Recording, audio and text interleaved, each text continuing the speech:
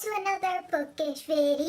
So today I wanted to give you guys a video that's either going to go very well or very bad. I'm not entirely sure. I tried to reassess some of my knowledge before I started filming. However, I'm just gonna go with it and see where we end up. So as you guys can probably tell by the title of this video, today I'm going to be reviewing slash going through the Fallen Kingdom series by Morgan Rhodes. For those who maybe don't know, and you might not want to watch this video because it's probably going to be full of spoilers, this is Fallen Kingdoms. It's gorgeous. Now, Fallen Kingdoms is actually a 6-book series, so I was very excited to pick this one up. I believe I read the first 5 books back in May, June-ish area, so it's been quite a bit of time since I have gone near this series. Now, with that being said, I finally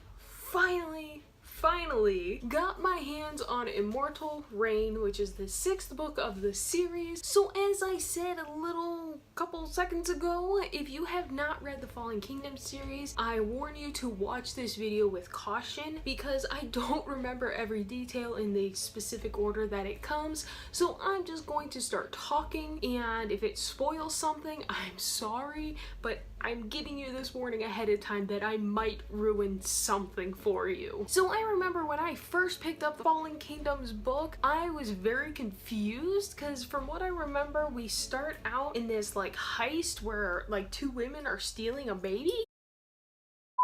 So I was very confused. I wasn't sure what was happening. I remember we move into Cleo and Aaron are going to, I don't even remember the names of the places. Hold on. I didn't even notice. We got this cool little in-page artwork. Pale Sia. They were going to Pale Sia. So they were going to Pale Sia to get some wine, and there's this like, I remember there being this weird mysterious thing that like Cleo was ashamed of. So when Aaron ended up stabbing Jonas's brother, I remember she was very like, I can't step in because this thing's going to come out. I remember thinking that it was going to be some deep and dark and blue, and it turns out she just slept with him, and she's not supposed to because she's the princess and all of that jazz that comes along with medieval themed books. I do know during this scene, Cleo did make me mad for that though, because of the fact that we didn't know what Cleo did yet. So she just kept giving these reasons of, I can't step in, I can't do this, I can't be a part of this. And I remember being very frustrated because all I wanted was for Cleo to step in and tell Aaron, enough, this is stupid, we don't need to do this, let's go. I do feel Jonas's rage is very well deserved, I guess is the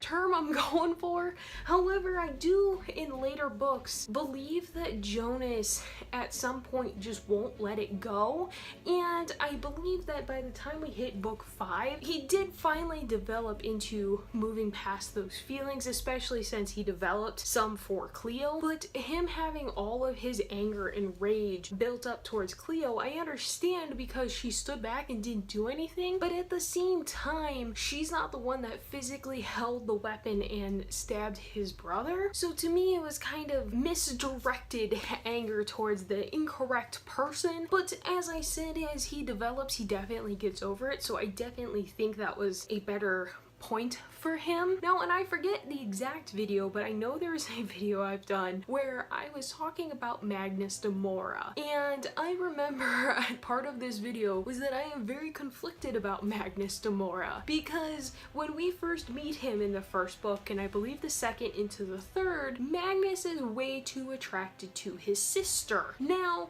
being a reader of YA and pulling from Sandra Clare, I kind of figured Lucia wasn't actually his sister. However, it was still in the way he thought about her and the fact that we didn't know yet that she wasn't, that made it kind of uncomfortable and very awkward to read. And just as a reader reading about that, it was just, especially as people found out about it and found out about his feelings, and when the king just made it very uncomfortable. Everything about that situation was weird, including when he finally had to marry Cleo. Cleo, and Cleo didn't quite know yet, but the king did and other people knew, and it was just a whole situation. So I feel very conflicted about Magnus, because there are things that Magnus does that I think make him a very redeemable character, but there are other things like the Lucia situation to where he's not so redeemable. So it's like for every good action he does, he also has to have a really bad one. So I get this like weird vibe off him to where I'm not entirely sure if I should like him or not like him. As the arc develops though, and he does fall in love with Cleo, I do find that I like him more, because he's coming more and more to not necessarily her rescue, but to defend.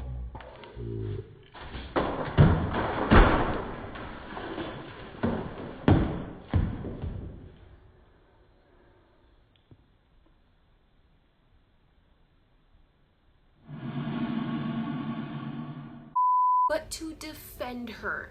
And I feel as if as he finally gets away from the Lucia situation and his family, I feel as if Magnus is becoming more within himself, so therefore he's not so dependent on Gaius or his mother or his sister to really give him a sense of direction. He's really coming into himself. The same of which can be said for Cleo, and I really do love Cleo's character arc, especially in the first two books, where she goes from very much so being this spoiled girl to losing everything and having to actually step up and defend what she believes is truly hers and what is rightfully given to her, especially as Gaius takes more and more away from her, forces her to marry Magnus. I feel as if she is constantly rising into the role that is expected of her. I do at the same time though feel as if Cleo kind of takes a step back and isn't very aggressive about what she wants or what she feels.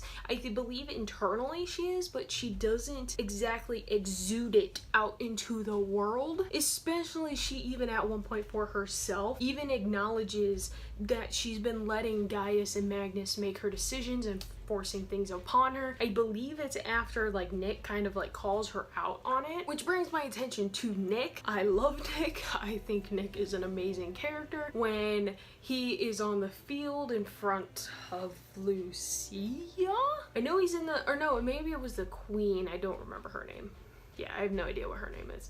But it's when he's in the middle of the field and like somebody watched him get hurt, and then Lucia came and healed him, but she didn't know if she healed him all the way. That whole scene, that was one of the main points of this book that like really got to me emotionally, because Nick is like the emotional compass of these books, to where he has no problem calling people out for their shit, and for him to go down I felt like could just be the ultimate ending of Cleo and Magnus and the prince, and I can't remember the prince's name either, but just all of them as a whole I feel like only would have down spiraled if Nick would have actually gone down like it seemed like he was going to. Now book 5, I know in particular, it was the reason I was thoroughly pissed I couldn't get Immortal Reign sooner. There has never been, actually there have been worse, Empire Storms.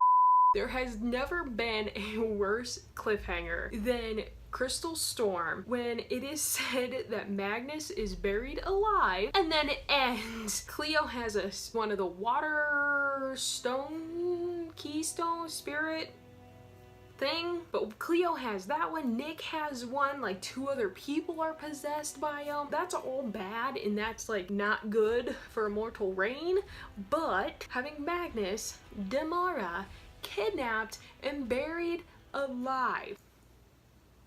What?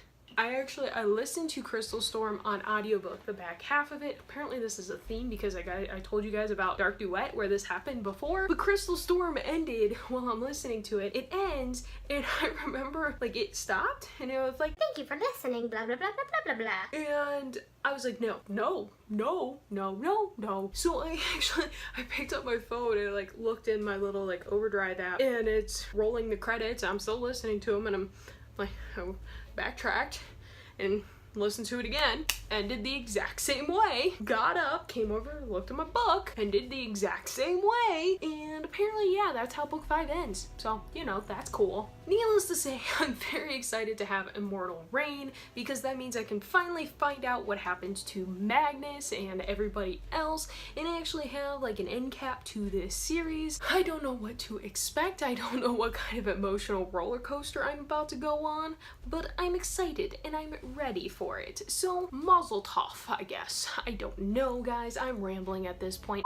Hopefully that wasn't as bad of a review as I think it was. You guys tell me, let me know down below how god awful this review was of Fallen Kingdoms. As always, guys, I post videos every Monday, Wednesday, Friday. Be sure to like, be sure to subscribe so we can grow this channel. As always, guys, stay awesome, and I will see you guys next time.